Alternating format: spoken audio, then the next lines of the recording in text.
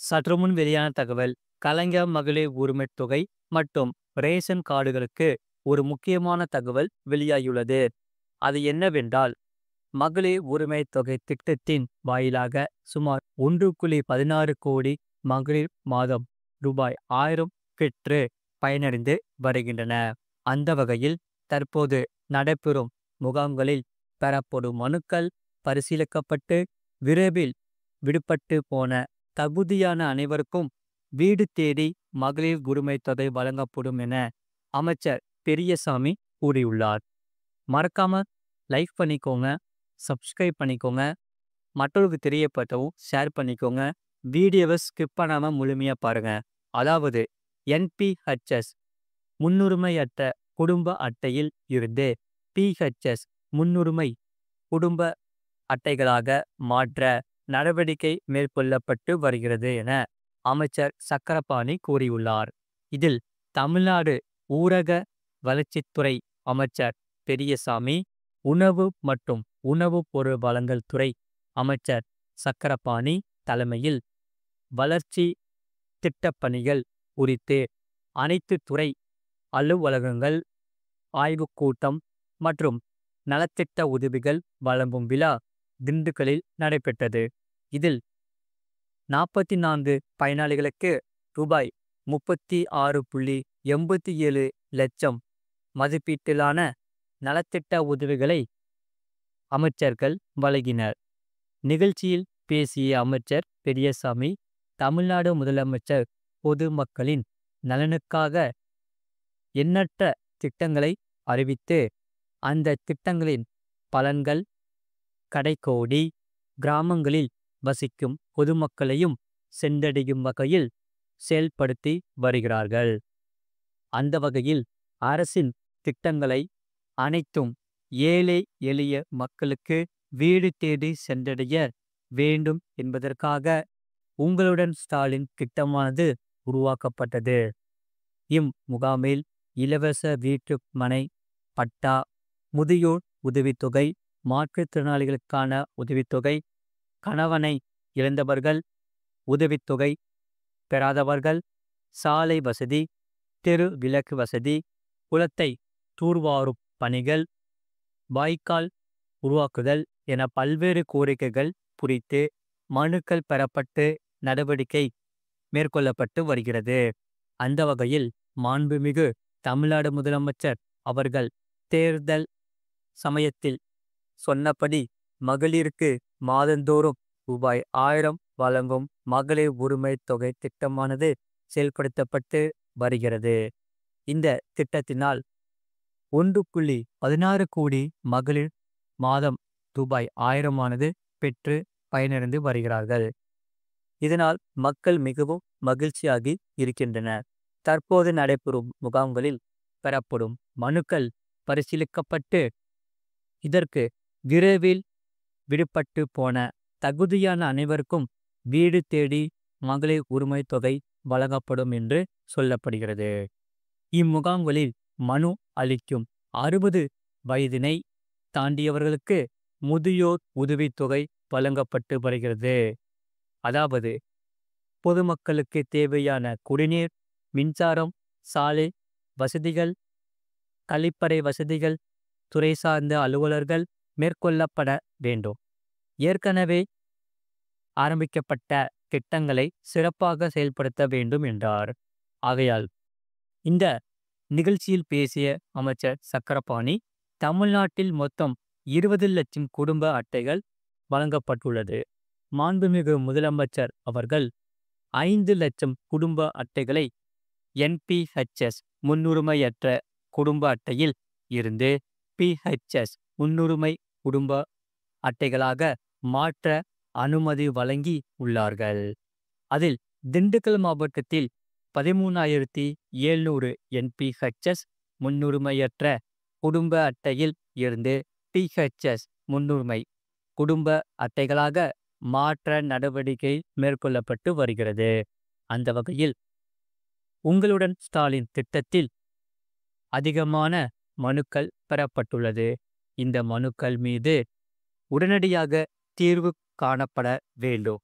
நலம் காக்கும் ஸ்டாலின் மற்றும் தாயும் மாணவர் திட்டம் நடைபெற்று வருகிறது. அரசு உதவி பெறும் தொடக்கப் பள்ளிகளில் 1 முதல் 5ஆம் வகுப்பு படிக்கின்ற மாணவ மாணவிகளுக்கு காலை உணவு வழங்கும் திட்டத்தை விரிவுபடுத்த மாண்புமிகு முதலமைச்சர் அவர்கள் அனுமதி வழங்கி உள்ளார். எனவே அரசு அறிவிக்கின்ற திட்டங்களை கடைக்கோடி மக்களுக்கு சென்றடையும் வகையில் உங்கள் பணி சிறப்பாக இருக்க வேண்டும் என்றார். இந்த செய்தி உங்களுக்கு மிகவும் உதவியாக இருக்கும். மறக்காம வீடியோக்கு லைக் பண்ணிக்கோங்க, சப்ஸ்கிரைப் பண்ணிக்கோங்க. அடுத்த செய்தி என்னவென்றால், மானியத்தில் ரூபாய் 15,000 தரும் அரசின் சூப்பரான ஒரு திட்டம். அதாவது தமிழக விவசாயிகளின் நலனில் அரசு தொடர்ந்து அக்கறை காட்டி வருகிறது. அவர்களின் வாழ்வுக்காக பல்வேறு சலுகைகளையும் அறிவிப்புகளையும் வெளியிட்டு வருகிறது. அந்த வகையில் பம்பு செட் குறித்த திட்டமானது விவசாயிகளின் கவனத்தையும் வரவேற்பையும் பெற்றுள்ளது. சமீபத்தில் சேலம் விவசாயிகளுக்கு சோலார் மோட்டார் பம்ப் குறித்த அறிவிப்பு வெளியான நிலையில் மீண்டும் ஒரு மகிழ்ச்சியான தகவல் வந்துள்ளது.